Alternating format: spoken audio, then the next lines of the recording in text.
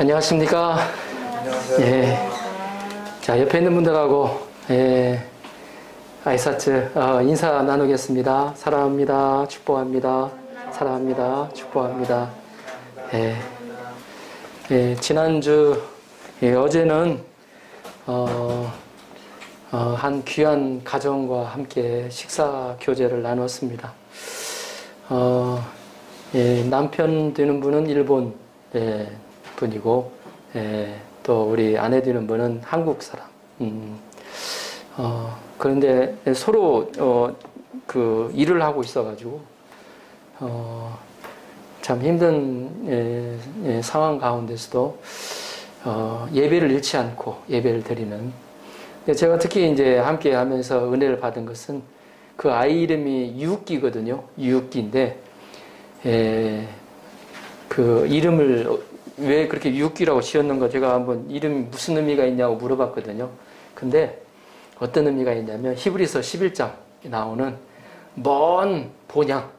그래서 멀유자에다가 희망할 때 그 희자 있잖아요. 그래서 유기라고 이름을 지었다고 듣고 참 은혜를 많이 받았습니다. 신앙을 가지고 하늘나라의 산소망 가운데 멀리 있는 본향을 내다보며 사는 믿음의 가정이 이지 않는가 하는 생각이 들었고, 일본에서 정말 귀한 믿음의 명문 가정이 되도록 축복하며 기도하게 됐습니다. 오늘은 믿음에 관한 말씀 두 번째 시간으로 모든 만물의 주인 되신 하나님이라는 제목으로 함께 말씀의 은혜를 나누겠습니다. 오늘은 로마서죠. 로마서 복음 중에 복음으로 알려져 있습니다. 저자는 사도 바울입니다. 로마 성도들을 향하여 쓴 편지입니다. 그래서 로마서 1장에서 잠깐 서론을 말씀드리면 로마서 1장에서 8장까지는 개인 구원을 다루었습니다. 이 개인 구원의 주제는 로마서 1장 17절에 나타나 있습니다. 복음에는 하나님의 의가 나타나서 믿음으로 믿음에 이르게 하나니 기록된 바 오직 의인은 믿음으로 말미암아 살리라 함과 같으니라. 아멘. 칭의를 값없이 의롭다 하심을 얻은 믿음으로 구원을 얻는다는 내용입니다. 이제 로마서 9장에서 11장까지는 만민의 구원 역사를 다루고 있습니다. 이 만민 구원 역사의 요절은 바로 오늘 본문에 나오는 로마서 11장 36절입니다. 이는 만물이 주에게서 나오고 주로 말미암고 주에게로 돌아감이라. 영광이 그에게 세세에 있으리로다. 아멘. 하나님은 시작과 중간과 끝을 섭리하시는 절대 주권자가 되십니다. 하나님은 천지를 창조하셨고 천지를 섭리하시며 마지막에 이 땅을 심판하실 것입니다. 사도 바울은 이스라엘의 이 하나님의 복음을 받아들이지 못하는 그들의 불신앙을 생각하며 깊은 탄식에 빠졌습니다. 차라리 내가 그 저주를 받더라도 우리 민족을 어때요? 구원해달라고 그가 한탄하면서 탄식하고 있습니다. 그런데 이 11장에서는 하지만 하나님의 절대 주권을 알고 나니까 그의 마음에 감사와 찬양이 넘쳐나고 있습니다. 은혜의 하나님을 배우고 나니까 그의 마음에 감사가 풍성해졌습니다. 그리고 모든 만물이 하나님으로부터 나오고 하나님으로 말미암고 하나님께로 돌아간다고 고백하고 있습니다. 오늘 말씀을 통하여 하나님은 어떤 분이신가 함께 묵상하며 은혜 받는 시간이 되시도록 주님의 이름으로 축원합니다. 아멘. 33절, 34절을 보십시오. 33절, 34절 같이 한번 읽어보도록 하겠습니다. 시작. 깊도다 하나님의 지혜와 지식에 부유하며 그의 판단은 측량치 못할 것이며 그의 길은 찾지 못할 것이로다. 누가 주의 마음을 알았느냐? 누가 그의 모사가 되었느냐? 아멘. 이 부분은 사도 바울이 감동해서 하는 내용입니다. 이제 일본어 성서를 보면 아 하면서 시작을 해요. 하나님의 그 놀라운 그 계획과 하나님의 그 놀라운 그 뜻을 그가 알게 되면서 감동해서 하는, 감탄해서 하는 그의 고백입니다. 우리가 예수님을 만났을 때를 한번 생각해 보십시오. 이제까지는 전혀 몰랐는데 우리 성경을 통해서 예수님을 알게 됐을 때 그 마음에 느끼는 그 감동, 우리가 어떻게 말로 어떻게 표현할 수 있겠습니까? 그 감동을 생각하시면 좋을 것 같습니다. 사도 바울은 처음에 이스라엘의 불신앙을 생각하고 근심하며 깊은 탄식에 잠겨 있었습니다. 그러나 하나님의 구원 역사의 비밀을 깨닫고 그 이스라엘 백성들조차도 하나님의 때에 구원하시겠다는 그 믿음을 그가 가지게 되면서 하나님의 지혜에 감탄하며 감격하고 있습니다. 깊도다, 깊도다, 감격하며 하나님을 찬양하고 있습니다. 하나님의 지혜와 지식은 부요합니다. 하나님은 절대 멍청한 분이 아니십니다. 무지한 분이 아니십니다. 누구든지 지혜가 부족하거든 모든 사람에게 후히 주시고 꾸짖지 아니하시는 하나님께 구하라. 그리하면 주시리라고 야고보서 말씀에서 기록하고 있습니다. 하나님의 지혜와 지식은 너무나 깊어서 우리의 판단으로는 측량할 수 없다는 것입니다. 부모와 어린 자녀를 한번 생각해 보십시오. 부모와 어린 자녀가 똑같은 생각을 할 것이라고는 생각하는 분은 없을 것입니다. 부모는 자녀를 키울 때 자녀의 먼 미래까지 바라보며 여러 가지를 생각하며 도와갑니다. 때로는 자녀의 미래를 생각하며 어때요? 잘못한 것이 있으면 꾸짖고 가르칩니다. 그 자녀의 어때요? 미래를 위해서 자녀가 잘 되기를 바라면서 필요하면 언제든지 희생할 마음으로 도와갑니다. 하물며 우리의 아버지 되시는 하나님께서는 어떠실까요? 하나님은 우리의 인생 가운데 먼 미래를 내다보시고 가장 좋은 길로 도와가지 않으시겠습니까? 그래서 때로는 필요하다면 광야의 길로 인도하십니다. 적과 꿀이 있는 그 가나안 땅 그 바로 앞에 있는 가운데서도 눈앞에 있음에도 불구하고 돌아서 필요해서 광야로 인도하십니다. 하나님이 이루어 가시는 구원의 길을 우리가 깨달을 수가 없습니다. 아무도 주님의 그 깊은 마음을 알 수 없다는 것입니다. 아무도 자신이 모사가 되어서 자신의 지혜로 하나님께 충고하거나 어드바이스 할 수가 없다는 것입니다. 하나님은 창조주의 완전한 지혜로 일하시는 분이십니다. 그래서 우리는 지금 현상으로 나타난 것만 보고 탄식하지 말아야 합니다. 보이는 것만으로 실망하거나 절망해서는 안 됩니다. 우리는 코로나로 인해서 지난 2년 3개월 동안 힘들어했던 모습만을 바라보면 한숨밖에 나오지 않을 것입니다. 이것 때문에 제대로 일도 못했어. 이것 때문에 제대로 장사도 못했어. 그러나 우리는 그 코로나도 주관하시는 하나님을 바라볼 수 있어야 합니다. 믿음의 눈으로 바라볼 수 있어야 합니다. 코로나를 통해 선한 일을 이루실 그 하나님의 선한 계획과 뜻이 있음을 바라보아야 합니다. 그뿐만이 아닙니다. 내 인생 가운데 고통스럽고 힘든 시절이 있는 것에 감사를 해보신 분이 있습니까? 이 문제만 생각하면 눈물이 나고 고통스러워 생각하기도 싫은 문제들도 있을 것입니다.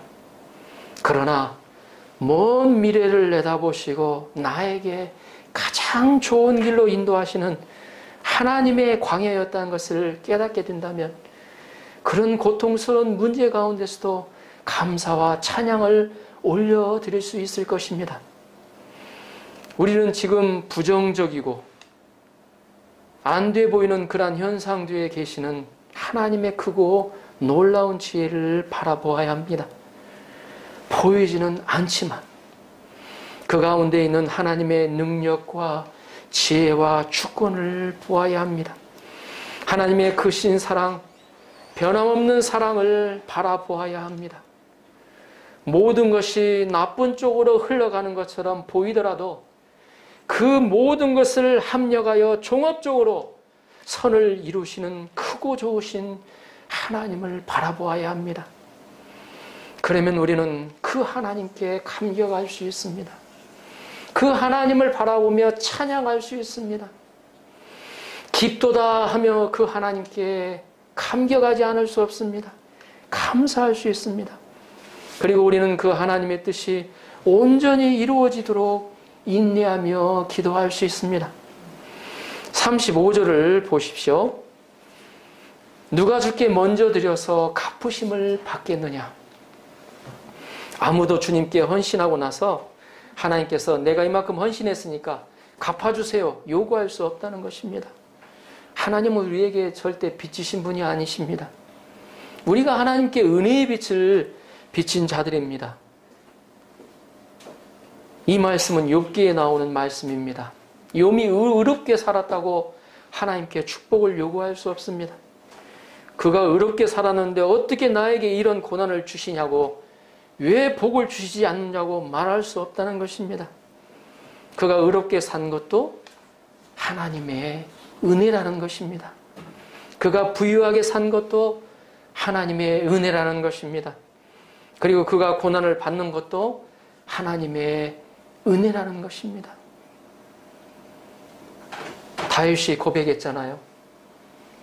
시편에서 고난을 통하여 주의 율례를 배웠나이다.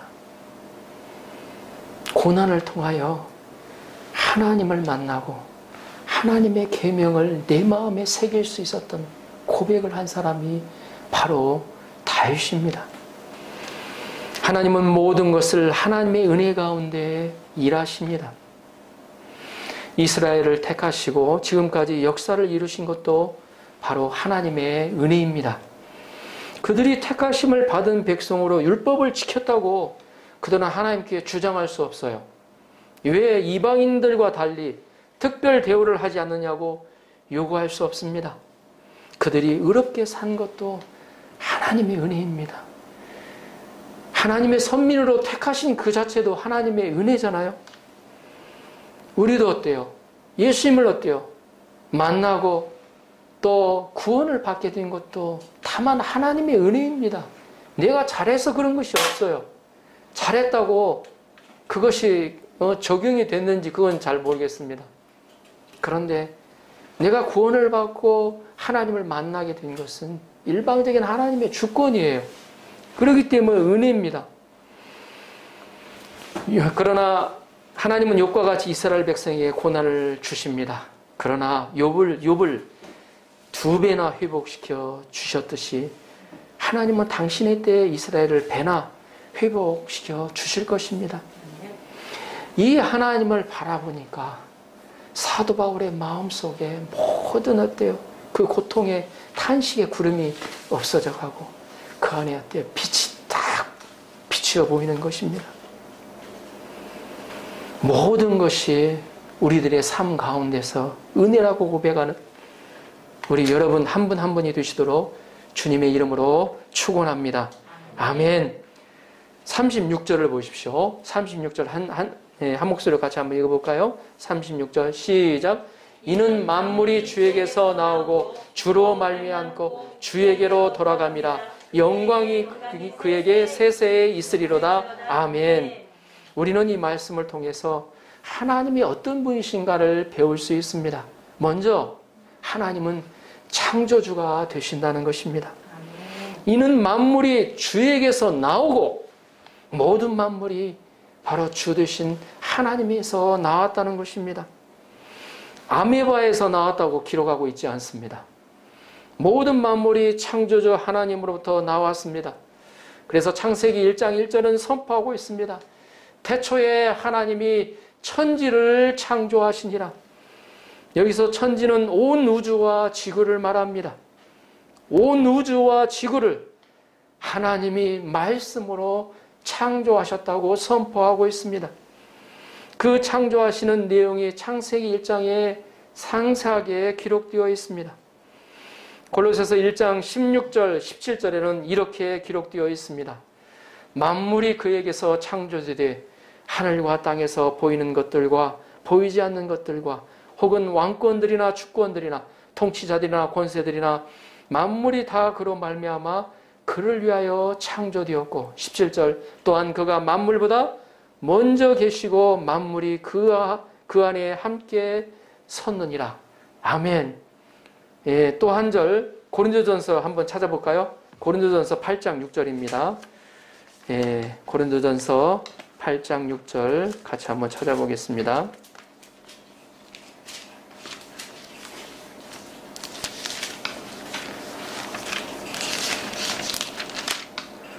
자, 고린도전서 8장 6절 신약 제 성경은 271페이지 272페이지네요. 예, 8장 6절 같이 한번 읽어보겠습니다. 시작. 그러나 우리에게는 한 하나님 곧 아버지가 계시니 만물이 그에게서 났고 우리도 그를 위하여 있고 또한 한 주 예수 그리스도께서 계시니 만물이 그로 말미암고 우리도 그로 말미암아 있느니라. 아멘. 창조주 하나님은 또한 우리 인생들을 만드셨습니다. 야고보서 1장 18절을 보면 하나님께서 우리를 낳으셨다고 표현하고 있습니다. 하나님은 만민에게 생명과 호흡을 친히 주시는 아버지가 되십니다. 우리는 하나님을 위하여 창조되었고 하나님을 위하여 존재합니다. 이는 우리 한 사람 한 사람에게는 하나님의 선한 계획과 뜻이 있다는 것을 말해줍니다. 우리는 우연히 태어난 것이 아닙니다. 우리가 하나님을 만날 때 사도 바울처럼 감격하지 않을 수 없습니다.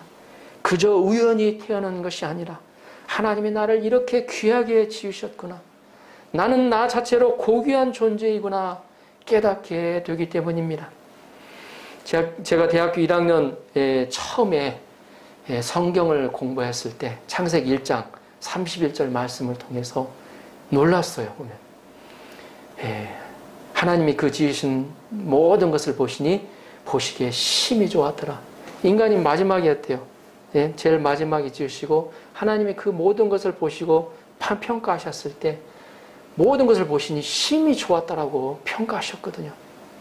그걸 보면서 나는 하나님 앞에서 정말로 기쁜 존재구나. 하나님이 그렇게 지으셨구나 깨닫게 되었습니다. 우리가 속한 사회에서 자신의 가치를 높이기 위해서 노력합니다. 그래서 열심히 공부하고 때로는 재테크를 하고 또 얼굴과 몸짱이 되기 위해서 또 가꿉니다. 그러나 우리의 가치는 거기에 있지 않다는 겁니다. 사회적 지위나 학벌이나 부나 명예, 성적이나 외모에 결정되는 것이 아닌 것을 아셔야 합니다. 우리의 가치는 하나님께서 우리를 직접 만드셨고 특히 하나님의 형상을 따라 만드셨다는 데 있다는 것입니다.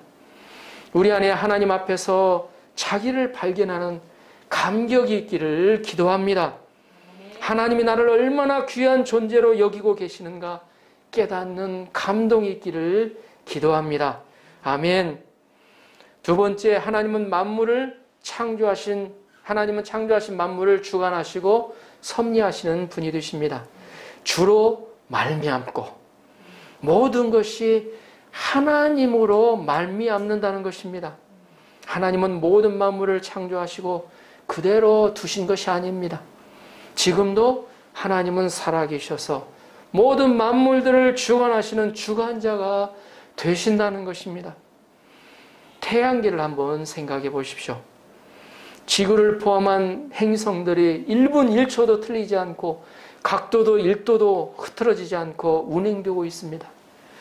만약 조금이라도 늦어지고 조금이라도 틀어진다면 이 우주는 대혼란에 빠질 것입니다. 하나님은 온 우주를 움직이십니다. 그것도 아주 정확하게 다스리고 주관하고 계신다는 것입니다.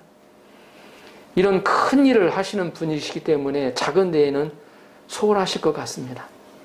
그런데 그렇지가 않습니다. 참새 한 마리도 우리의 머리카락도 다 세시는 분이시라고 성경은 기록하고 있습니다. 하나님은 절대 주권을 가지고 만물을 친히 섭리하십니다. 그 섭리는 선하시고 완전하시고 정확하십니다. 또한 하나님은 긍휼이 풍성하십니다. 우리가 이 하나님의 선하신 절대 주권을 믿어야 합니다. 절대 주권자 하나님을 믿을 때 우리는 어떤 상황에서도 하나님을 찬양할 수가 있습니다. 사도행전 16장에 보면 바울과 실라가 귀신 들린 한 소녀를 구원하고 나서 고쳐주고 나서 애매하게 감옥에 gat혀서 매맞고 지하 감옥에 갇혀있는 장면이 나옵니다. 한번 생각해 보십시오. 그 소녀가 사도 바울을 한 3일 동안, 그것도 빌립보였습니다. 그 유럽의 첫 관문인 드로아에서 환상을 보고 들어갔는데 얘가 저게 하나님의 사람이다. 그래 계속 소리 지르고 다니는 거예요. 사도 바울 따라다니면서. 사실 맞는 말이죠. 근데 하도 귀찮아가지고 사도 바울이 고쳐줬어요. 예수 그리스도의 이름으로. 그랬더니 그 소녀로 인해서 돈을 버는 사람이 있잖아요. 구걸하는 사람. 소녀로 인해서 돈을 버는 사람이 이제 화가 난 거예요. 그래서 고발을 해버렸어요. 그래서 이게 바울과 실라가 어때요? 관리들이 갇혀가지고 어때요? 매를 엄청 두드려 맞고 그것도 지하 감옥에 착고에 꽂혀서 어때요? 갇혀서 어때요? 있었습니다. 근데 그들이 했던 것이 어떻게 했습니까? 우리 같으면 그러잖아요. 아유, 하나님을 위해서 열심히 전도하고 그렇게 복음 전했는데 왜 이런 고난이 오는가? 하나님 좀 잘못하신 거 아닙니까? 그렇게 생각하기 쉽잖아요. 오해하기 쉽잖아요. 근데 그들의 어때요?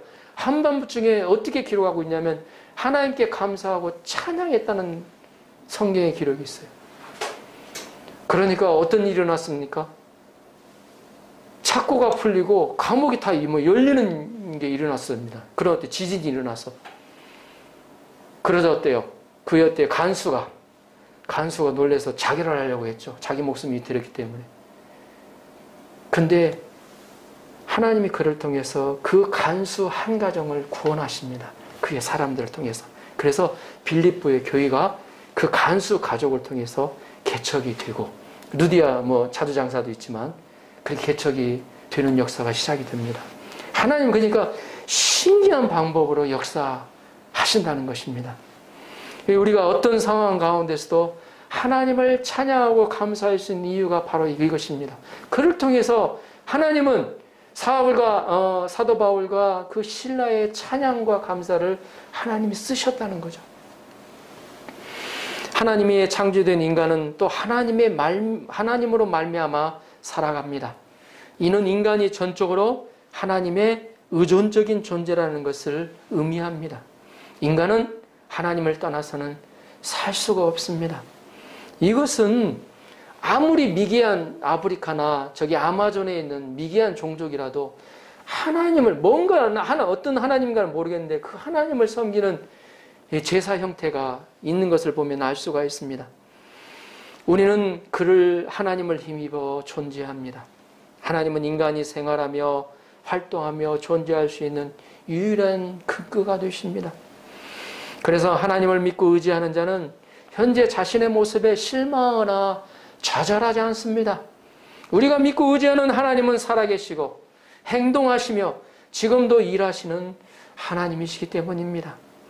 우리가 의지하는 하나님은 우리에게 행실이 많은 것과 우리를 통해서 이루실 많은 계획을 갖고 계십니다.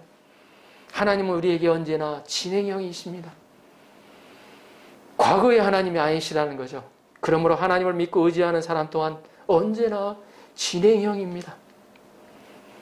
세 번째, 하나님은 만물을 마무리하시는 분이시다는 것입니다. 자, 36절을 다시 한번 보십시오. 같이 한번 읽어볼까요? 36절 시작. 이는 만물이 주에게서 나오고 주로 말미암고 주에게로 돌아감이라. 영광이 있으리로다. 아멘. 주에게로 돌아감이라. 주이신 하나님께로 돌아간다는 것입니다. 시작이 있으면 반드시 끝이 있습니다. 마찬가지로 생명이 태어나면 죽어서 사라지는 때가 있습니다. 바로 그 시작과 마무리를 하시는 분이 바로 하나님이시다는 것입니다. 모든 만물은 하나님께로 돌아갑니다. 우리 인생도 이 땅에서 천년 만년 살 수 없습니다. 때가 되면 모든 것을 다 내려놓고 돌아가야 합니다.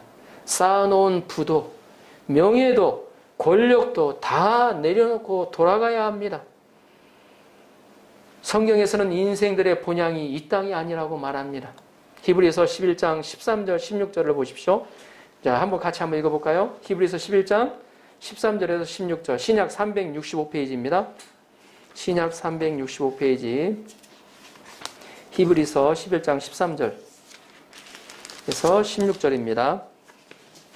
13절에서 16절, 13절에서 16절.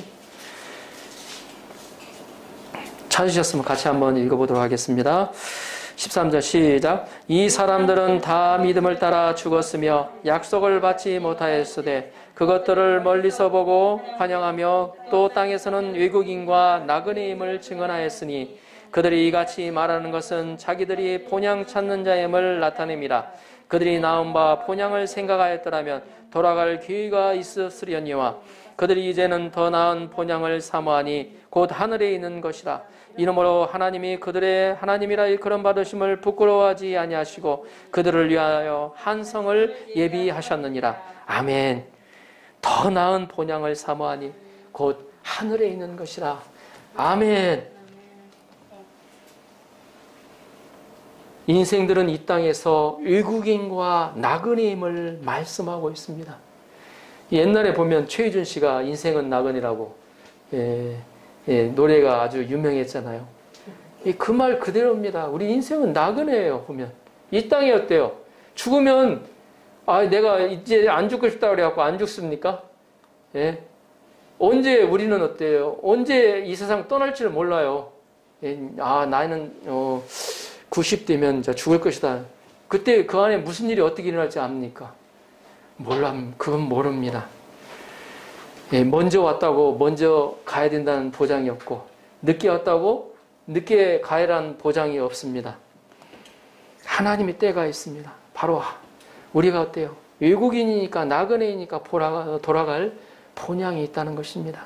바로 하나님이 예비하신 하나님 나라입니다.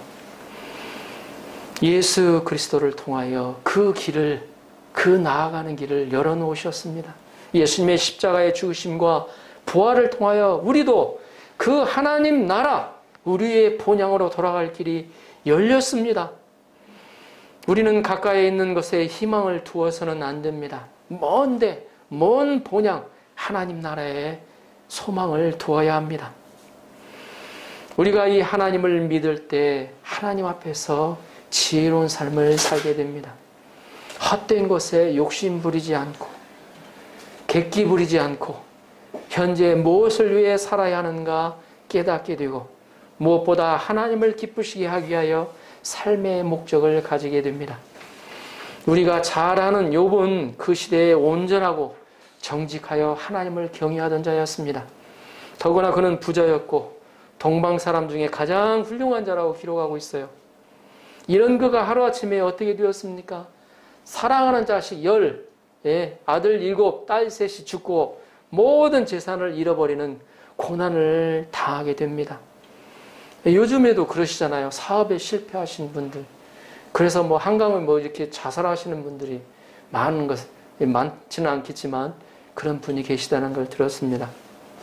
이랬을 때 그는 어떻게 했겠습니까? 세상을 원망하고 또 하나님을 믿었던 사람이기 때문에 하나님을 원망하기 쉬웠을 겁니다. 그러나 그는 오히려 하나님께 엎드려 예배하였습니다. 이는 그가 하나님이 만물의 주인이라는 것을 알았기 때문입니다. 그의 고백이 무엇입니까? 욥기서 우리 한번 찾아볼까요? 구약 762페이지입니다. 욥기 1장 21절 22절입니다. 구약 762페이지입니다. 시편 바로 앞에 있죠? 시편 바로 762페이지.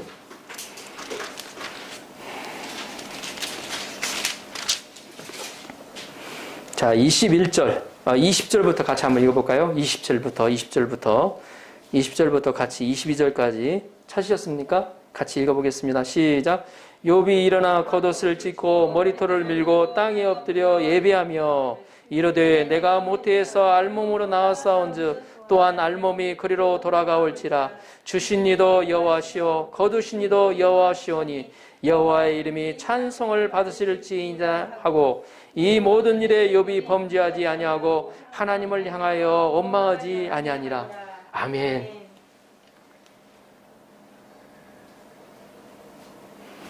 이런 글을 하나님은 어떻게 하셨습니까? 하나님은 그가 가진 처음에 2배로 축복하여 주셨습니다. 제가 성경을 읽다 보면 재밌는 부분이 나오는데 자녀는 10자녀 회복시켜 주셨어요. 근데 제사는 동물들 보잖아요. 제사는 꼭 2배로 축복하여 주신 것을 알 수가 있습니다.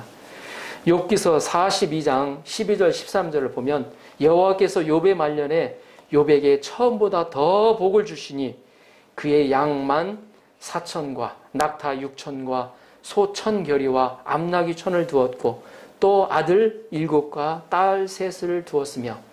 근데 여기서 나오는 구체적인 숫자가 어디냐면 양 14,000이잖아요. 원래 가졌던 것은 양 7,000이었어요. 낙타는 6,000이었는데 원래는 3,000. 소는 500결이, 암나귀는 500을 두었다고 딱 2배로 축복해 주셨어요. 그리고 아들 7과 딸을 3을 회복시켜 주셨고, 그리고 딸 3은 그 주위에 있는 어떤 여인들보다도 아름다운 딸이라고 소개가 되어 있습니다. 이 하나님의 주권이에요. 축복하신 그 부분. 하나님을 찬양한 그를 하나님이 축복하신 것을 알 수가 있습니다. 결론적으로 만물을 창조하신 분도 주님이시고 만물을 섭리하시는 분도 주님이십니다. 만물을 마무리하시는 분도 바로 주님이십니다. 이 시간 이 하나님을 믿는 믿음을 주셔서 이 땅에서 겸손히 하나님께 영광 돌리는 삶을 사시는 사이타마 바람과 불꽃교회의 성도 여러분 한 분 한 분이 되시도록 주님의 이름으로 축원합니다. 아멘.